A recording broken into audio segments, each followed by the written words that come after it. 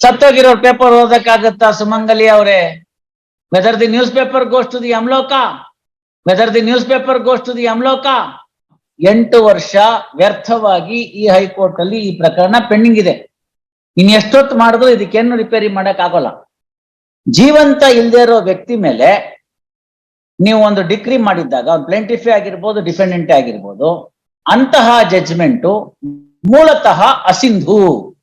ಕಬಡ್ಡಿಗೆ ಹೋದ್ಮೇಲೆ ಅಥವಾ ಫುಟ್ಬಾಲ್ಗೆ ಹೋದ್ಮೇಲೆ ಒಂದ್ ಕಾಲ್ ಗೇಟ್ ಬೀಳುತ್ತೆ ಅಂದ್ರೆ ಬಿದ್ದೇ ಬೀಳುತ್ತೆ. ಅದಕ್ಕೆ ಅದೇನೋ ಸಪೋರ್ಟ್ ಎಲ್ಲ ಹಾಕೊಂಡಿರ್ತಾರಲ್ಲಿ. It is part of the game. ಸಾಧ್ಯವಾದ್ರೆ ಕೈಯಲ್ಲಿ ಬರ್ಕೋಬೇಕು, ಏ ಕ್ಲಿಕ್ನ ಸೌಬಕ್ನ ಅಂತ. ಇವೆಲ್ಲ ಕಾಲೇಜಲ್ಲಿ ಹೇಳ್ಕೊಡೋದಿಲ್ಲ. ತಮ್ಮ ಹೆಸರೇನಮ್ಮ? ಸುಮಂಗಲಿ, ಸುಮಂಗಲ. ಮೇಡಮ್ ಪ್ಲೀಸ್ ಅಂಡರ್ಸ್ಟ್ಯಾಂಡ್, ಪ್ರಕರಣದ ರೂವಾರಿ ಯಾರು ನೋಡಿ? ಇಂಗ್ಲಿಷ್ ದರಿದ್ರ. ಅತ್ಲಾಗೆ ಬ್ರಿಟಿಷರು ನಮ್ಗೆ ಸರಿಯಾಗಿ ಇಂಗ್ಲಿಷ್ ಹೇಳ್ಕೊಡ್ಲಿಲ್ಲ. ನಾವು ಸ್ವಚ್ಛವಾಗಿ ಕನ್ನಡದಲ್ಲಿ ತಿಳ್ಕೊಳ್ಳೋಣ ಅಂತಂದ್ರೆ ಅದಕ್ಕೆ ಈ ಪ್ರೊಸೀಡಿಂಗ್ಸ್ ಅಡ್ಡ ಬರುತ್ತೆ, ಆಯ್ತಲ್ವಾ?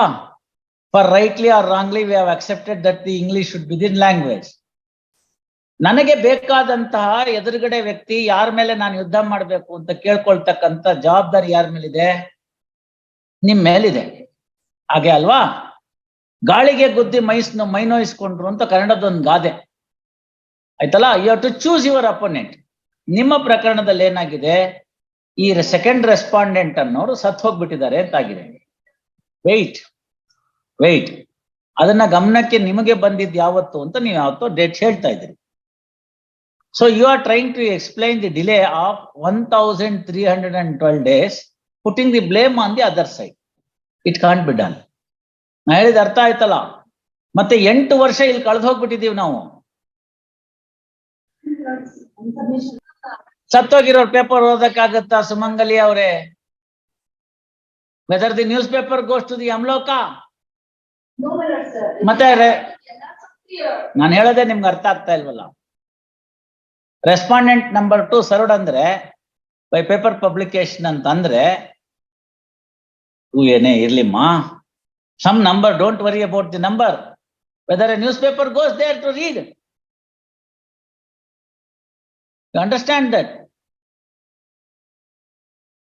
ಇದೇ ನ್ಯಾಯಾಲಯದಲ್ಲಿ ಸುಮಾರು ಒಂದು 7-8 ವರ್ಷದ ಕೆಳಗಡೆಗೆ ಅಥವಾ 10 ವರ್ಷದ ಕೆಳಗಡೆಗೆ ಆನರಬಲ್ ಜಸ್ಟಿಸ್ ಹಿಂಚಿಗೇರಿ ಸಾಹೇಬ್ರು ಇಂಥ ಪ್ರಕರಣಗಳಲ್ಲೆಲ್ಲ 10,000 ರೂಪಾಯಿ ಹಾಕ್ಬೇಕು ಅಂತ ಹೇಳಿದ್ರು. 10 ವರ್ಷಕ್ಕೆ ನಾನು 10,000ನೇ ಇಟ್ಟಿದ್ದೀನಲ್ಲ ಅಂತ ಸಂತೋಷ ಪಡ್ಬೇಕು ನೀವು. Understand that? 10,000 ರೂಪಾಯಿನೇ ಇಟ್ಟಿದ್ದೀನಲ್ಲ ಅಂತ ಸಂತೋಷ ಪಡ್ಬೇಕು.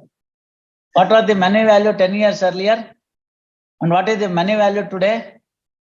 You understand that? ಆ ಡಿಸಿಷನ್ ನ ಫಾಲೋ ಮಾಡಿ ಟ್ರಯಲ್ ಕೋರ್ಟ್ ಅಲ್ಲೆಲ್ಲ 5,000 ರೂಪಾಯಿ ಹಾಕ್ತಾ ಇದ್ದೆ. ಯಾಕೆ ಅಂತ ಹೇಳಿದ್ರೆ ಅವರು ಹೈಕೋರ್ಟ್ 10,000, ನಾನು ಡಿಸ್ಟ್ರಿಕ್ಟ್ ಕೋರ್ಟ್ 5,000 ಅಂತ. ಈಗ ನಾನು ಹೈಕೋರ್ಟ್ ತಾನೆ. You understand that? So we can not make anything and this is the standard and uniform.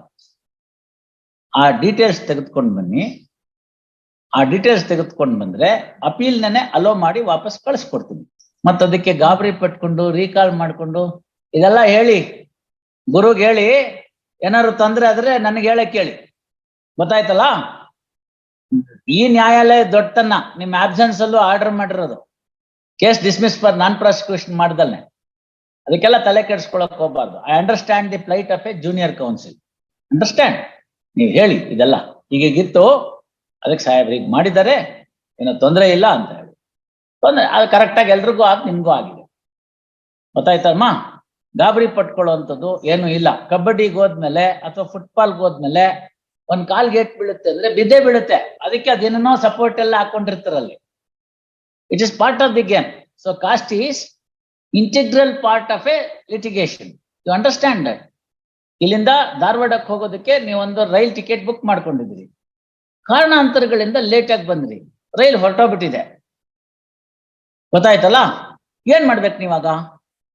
ಒಂದ್ ಟ್ಯಾಕ್ಸಿನೋ ಮತ್ತೊಂದೋ ಮಾಡ್ಕೊಂಡು ನೆಕ್ಸ್ಟ್ ಸ್ಟೇಷನ್ ಅಲ್ಲಿ ಹಿಡಿಬೇಕು. ಇಲ್ಲರ ಇದೇ ಹೋಗ್ಬಿಡುತ್ತಲ್ಲ. ಸೊ ಅವಾಗ ಅದೇ ದುಡ್ಡಿಗೆ ಮಾಡ್ಕೊಂಡು ಟಿಕೆಟ್ ತೋರಿಸಿದ್ರಿ ಅಂತ ಟ್ಯಾಕ್ಸಿಯನ್ನು ಕರ್ಕೊಂಡು ಹೋಗ್ತಾನ, ಅದೇ ಕಾಸ್ಟ್. ಅರ್ಥ ಆಯ್ತಲ್ಲ? You are coming back to the same litigation. by catching the same bus after paying some cost. Follow me. ನಾನು ಪ್ರತಿ ಪ್ರಕರಣದಲ್ಲಿ ಇದೆಲ್ಲ ಯಾಕೆ ಕಾಸ್ಟ್ ಹಾಕ್ತೀನಿ ಅಂತ ಎಕ್ಸ್ಪ್ಲೈನ್ ಮಾಡ್ತಾ ಕೂತ್ಕೊಳ್ಳಕ್ ಆಗಲ್ಲ. ನೀವು ಜೂನಿಯರ್ ಬಂದಿದ್ರಿ, ಸಾಯಂಕಾಲ ಆಫೀಸ್ಗೆ ಹೋದ್ರೆ ಅವ್ರೇನಾದ್ರು ಸೀನಿಯರ್ ಅನ್ಬಹುದು, ಆ ಕಾರಣಕ್ಕೋಸ್ಕರ ಅಂತೆಲ್ಲ ಆಗ್ಬಿಡುತ್ತೆ ಅನ್ನೋ ಉದ್ದೇಶಕ್ಕೋಸ್ಕರ ಇಷ್ಟೆಲ್ಲ ಹೇಳಿದೀನಿ. ಮತ್ತೆ ನಿಮ್ಮ ಹಾಗೆ ಇರ್ತಕ್ಕಂಥ ಸ್ನೇಹಿತರು ಯಾರಿದ್ದಾರೆ ಅವ್ರಿಗೂ ಅರ್ಥ ಆಗ್ಲಿ ನಮ್ಗೆ. ಸೊ ಡೋಂಟ್ ವರಿ, ಅದನ್ನ ಹೋಗಿ ಅಮೆಂಡ್ಮೆಂಟ್ ಮಾಡಿ ಮ್ಯಾಟ್ರನ್ ಪೋಸ್ಟ್ ಮಾಡಿಸಿ,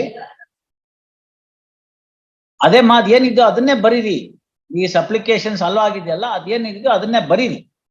ಬರ್ದು ಅಲ್ಲಿ ಏನ್ ಬರಿಬೇಕು ಕೆಂಪಿಂಕಲ್ಲಿ ಬರ್ದು ಪೋಸ್ಟ್ ಮಾಡಿಸಿ ಸೆಟ್ ಅಸೈಡ್ ಮಾಡಿ ಕಳಿಸ್ತೀನಿ. ಒಂದ್ಸತಿ ಓದ್ಬಿಡಿ, ಹಂಗ್ ವಾಪಸ್ ಕೊಟ್ರೆ ಓದದ್ ಬರೋದಿಲ್ಲ. ಅಯ್ಯೋ ಅವತ್ತೇನೋ ಸಾಹೇಬ್ರು ಹೇಳಿದ್ರು ಮರ್ತೋಯ್ತೆ ಅಂತ. ಸಾಧ್ಯವಾದ್ರೆ ಕೈಯಲ್ಲಿ ಬರ್ಕೋಬೇಕು, ಏ ಕ್ಲಿಕ್ನ ಸೌಬಕ್ನ ಅಂತ. ನೋಡಿದ್ರ ಈಗಲೇ ಮರ್ತೋಗಿದೆ ಪ್ರಾವಿಷನ್. ಹಂಗೆ ಶಾರ್ಟ್ ಕಟ್ ಇಲ್ವೇ ಇಲ್ಲ. 22 ರೂಲ್ 10 ಕ್ಯಾಪಿಟಲ್ ಎ ಇವೆಲ್ಲ ಕಾಲೇಜಲ್ಲಿ ಹೇಳ್ಕೊಡೋದಿಲ್ಲ. ಸಿಕ್ತಾ ಸುಮಂಗ್ಲ ಓದಿ. ಮತ್ತೆ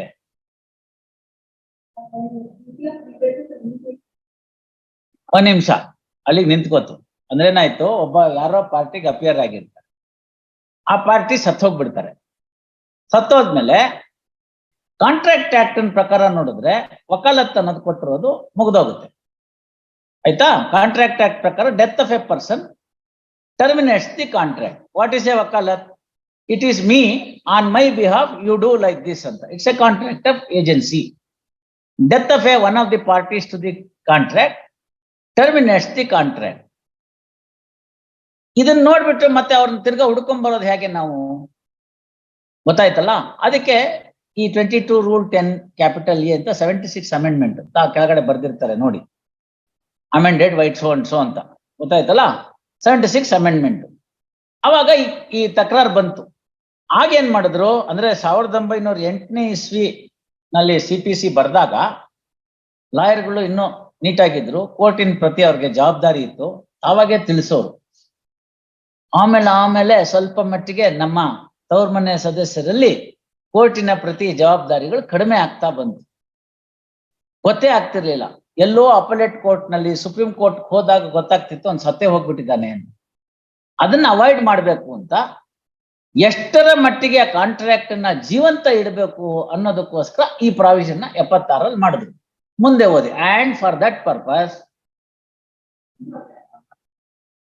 ಆಯ್ತಲ್ಲ? ಸೊ ಏನಾಯ್ತು? It is an exception to the termination of the contract by death of a party. Do you understand that? So ಯಾರು ನಿಮ್ಮ ಸ್ನೇಹಿತರು ಅಣ್ಣನೋ ಅಕ್ಕನೋ ತಂಗಿನೋ ಹೇಳಿಲ್ವೋ ಅವ್ರು ಹೇಳಿಲ್ಲ. ಜಡ್ಜಿಗೆ ಗೊತ್ತಾಗಲ್ಲ ಆ ಪಾರ್ಟಿ ಬದುಕಿದಾನ ಸತ್ತಿದಾನ ಅಂತ. ಅವ್ರು ಇದ್ದಾರೆ ಅಂತ ತಿಳ್ಕೊಂಡು, ಅವ್ರ ಲಾಯರ್ ಇದ್ದಾರೆ ಅಂತ ತಿಳ್ಕೊಂಡು ನಾವು ತೀರ್ಮಾನ ಮಾಡ್ಬಿಟ್ಟಿರ್ತೀವಿ. As a rule, I use to enquire the advocates on either side before I take up the arguments on the main. ನಿಮ್ ಪಾರ್ಟಿಗಳೆಲ್ಲ ಇದಾರ? ಲಾಯರ್ಗಳು ಸ್ವಲ್ಪ ಬಿಗಿನಿಂಗ್ ನಲ್ಲಿ ಮಿಸ್ಟೇಕ್ ಮಾಡ್ಕೊಂಡ್ಬಿಟ್ರು. ನನ್ನ ಏನ್ ಹಿಂಗ್ ಕೇಳ್ತಾರೆ ಸಾಹೇಬ್ರು? ಇದು ರೀಸನ್. ಗೊತ್ತಾಯ್ತಲ್ಲ? ನಮ್ಮ ಹೈಕೋರ್ಟಿನ ILR ರಿಪೋರ್ಟ್ಗಳಲ್ಲಿ ಪೈಕಿ ಫಸ್ಟ್ ಜಜ್ಮೆಂಟ್ ಆನ್ ನಾನೆಸ್ಟ್ ರಿಪೋರ್ಟೆಡ್ ಜಜ್ಮೆಂಟ್ ಬೇಕಾದಷ್ಟಿತ್ತು. Reported judgment is by Justice P. Vishwanath Shetty, his lordship then was. ಅವಾಗ ಅವರೊಂದು ಸುಪ್ರೀಂ ಕೋರ್ಟ್ ರೂಲಿಂಗ್ ನ ತೆಗೆದುಕೊಂಡು ಬರೆದಿದ್ದಾರೆ. ಜೀವಂತ ಇಲ್ಲದೆ ಇರೋ ವ್ಯಕ್ತಿ ಮೇಲೆ ನೀವು ಒಂದು ಡಿಕ್ರಿ ಮಾಡಿದ್ದಾಗ, ಒಂದು ಪ್ಲೇಂಟಿಫೇ ಆಗಿರ್ಬೋದು ಡಿಫೆಂಡೆಂಟೇ ಆಗಿರ್ಬೋದು, ಅಂತಹ ಜಡ್ಜ್ಮೆಂಟು ಮೂಲತಃ ಅಸಿಂಧು. Follow me, ನಾನೆಸ್ಟ್. ಅಂತಹ ಜಡ್ಜ್ಮೆಂಟು ತೀರ್ಪೇ ಅಲ್ಲ, ಅದು ಎಕ್ಸಿಸ್ಟೆನ್ಸ್ ಅಲ್ಲೇ ಇರ್ಲಿಲ್ಲ ಅಂತ ಪರಿಭಾವನೆ ತೆಗೆದುಕೊಂಡು ಅಪಲೇಟ್ ಕೋರ್ಟ್ ಅವರು ಬೇರೆ ಮೆರಿಟ್ಸ್ ಮೇಲೆ ಏನೂ ತೀರ್ಮಾನ ಮಾಡ್ದಲ್ನೆ ಆ ಕೆಳಗಡೆ ಕೋರ್ಟ್ ಮಾಡದಿರ್ತಕ್ಕಂಥ ಜಡ್ಜ್ಮೆಂಟ್ ನ ಸೆಟಸೈಡ್ ಮಾಡಿ ಪುನಃ ಎಲ್ಲ ಅದನ್ನ ಕಾನೂನಾತ್ಮಕವಾಗಿ ತೀರ್ಮಾನ ಮಾಡಿ ವಾಪಸ್ ಕಳಿಸ್ಕೊಡ್ಬೇಕು ಅಂತ ಬಂತು. This must be some time in 1994-95. We are in which year now? ಇನ್ನು ಮುನ್ನು ಅದೇ ಮಿಸ್ಟೇಕ್ಗಳು ಆಗ್ತಿದ್ರೆ where are we heading? You should put your questions, no? So don't worry. ಗೊತ್ತಾಯ್ತಲ್ಲ? ಇದನ್ನ ಅವೆಲ್ಲ ಏನ್ ಬೇಕು ಕೆಂಪಿಂಗ್ ಕಲ್ ಮಾಡ್ಬಿಟ್ಟು ಒಂದು ಅಮೆಂಡೆಡ್ ಅಪೀಲ್ ಮೆಮೊ ಹಾಕಿ ವಾಪಸ್ ನನ್ ಮುಂದೆನೆ ಪೋಸ್ಟ್ ಮಾಡಿಸಿ ಸೆಟಸೈಡ್ ಮಾಡಿ ಟ್ರಯಲ್ ಕೋರ್ಟ್ ಕಳ್ಸೋಣ. 8 ವರ್ಷ ವ್ಯರ್ಥವಾಗಿ ಈ ಹೈಕೋರ್ಟ್ ಅಲ್ಲಿ ಈ ಪ್ರಕರಣ ಪೆಂಡಿಂಗ್ ಇದೆ. ಇನ್ ಎಷ್ಟೊತ್ತು ಮಾಡಿದ್ರು ಇದಕ್ಕೇನು ರಿಪೇರಿ ಮಾಡಕ್ ಆಗೋಲ್ಲ. ಎದುರುಗಡೆ ಅವ್ರು ಬರ್ಲಿ ಬರ್ದೇ ಹೋಗ್ಲಿ, ಇಟ್ ಮೇಕ್ಸ್ ನೋ ಡಿಫ್ರೆನ್ಸ್. ಗೊತ್ತಾಯ್ತಲ್ಲ? ಆ ಕಾರಣದಿಂದ ಇನ್ಯಾರಿದ್ದಾರೆ, ಇನ್ನು ಸ್ವಲ್ಪ ದಿನ ಬಿಟ್ರೆ ಇನ್ಯಾರು ಇರೋದಿಲ್ಲ. ಇರುವಾಗ್ಲೇನೆ ಏನ್ ಬೇಕು ಎಲ್ಲ ಮುಗಿಸಿ ಆಗ್ಬೋದು ತಾನೆ? Very good. Don't get unnecessarily worried or upset or whatever it is. Okay, right.